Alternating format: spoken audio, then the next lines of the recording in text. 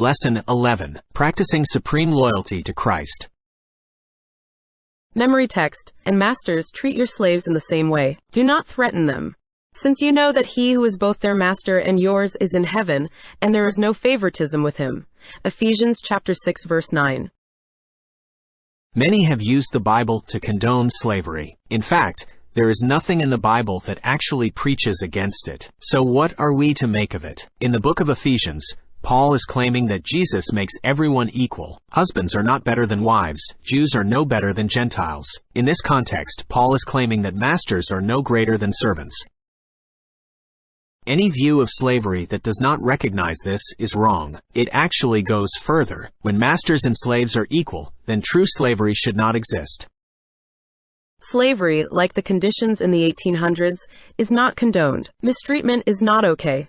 In Paul's time, there were many reasons for being put into servitude. In such cases, the principles of Christian love do not vanish. In similar, but also different ways, Paul discusses the parent-child relationship.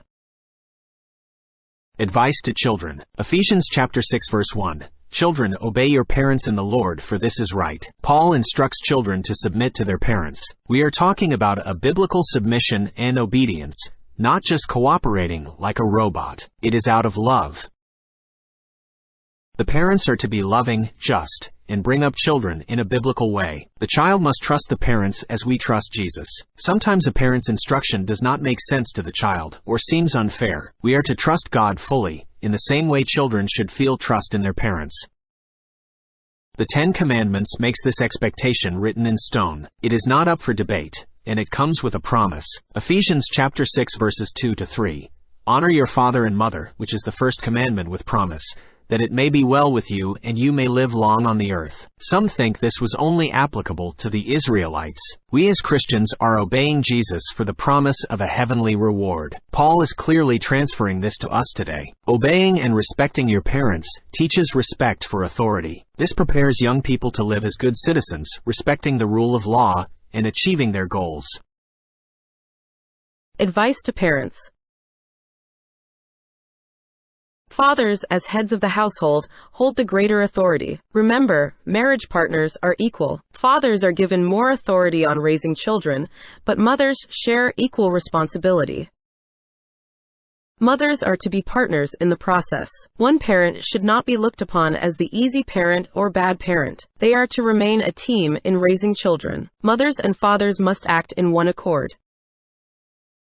Children are different, and no doubt each child brings different challenges. In treating each of them, no child is made to feel inferior or made to feel the favorite.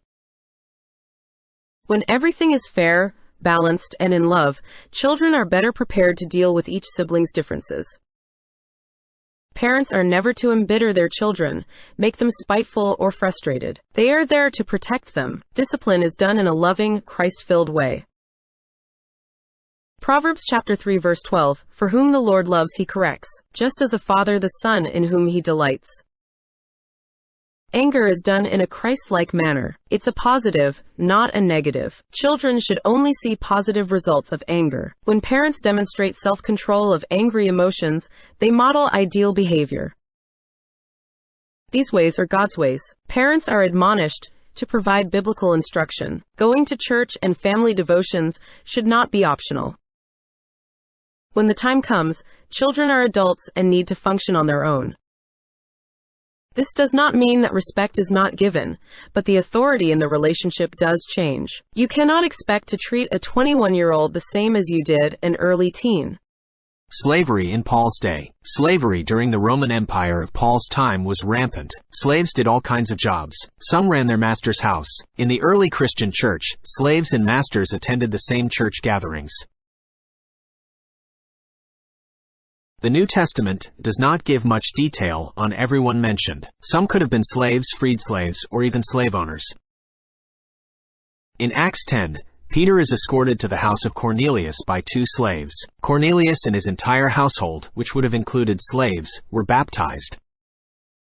Rhoda is the name of either a maid or servant who met Peter in Acts 12 after he was miraculously released from prison.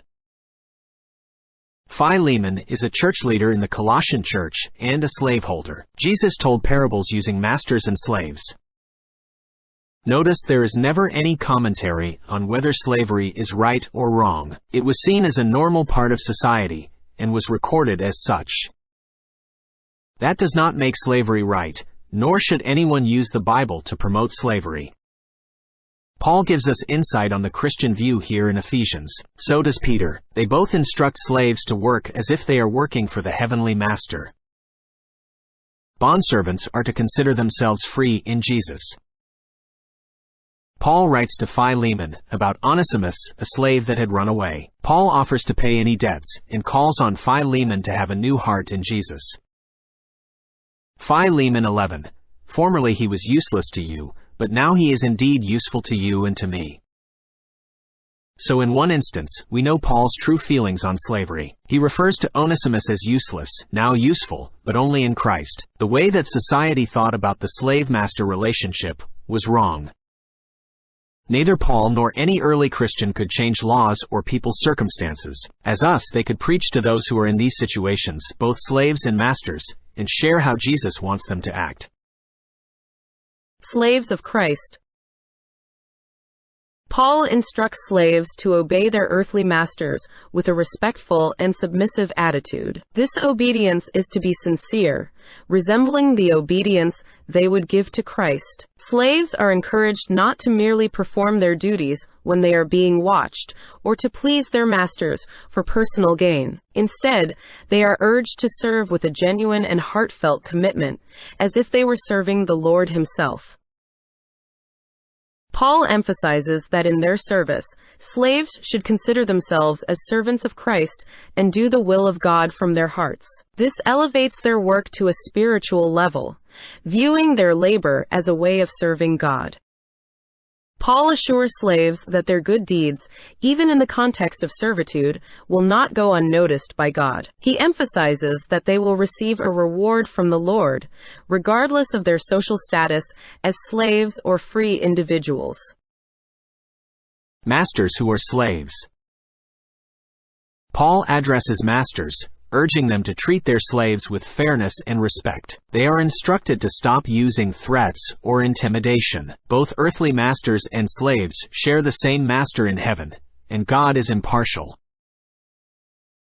Paul is commanding masters to stop abusing their slaves. Both are answerable to God. No matter what the culture is, or if lawful slavery exists, the Christian principles remain. Masters and slaves are seen as the same to God. Wealth and power do not make someone better or more righteous.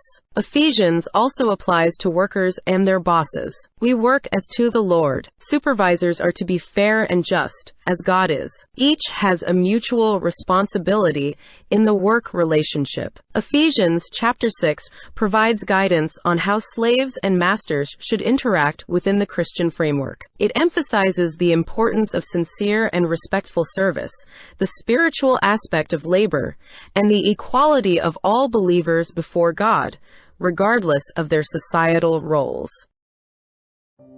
As you finish this study, reflect on the broader biblical teachings of love, humility, and ethical behavior in all relationships.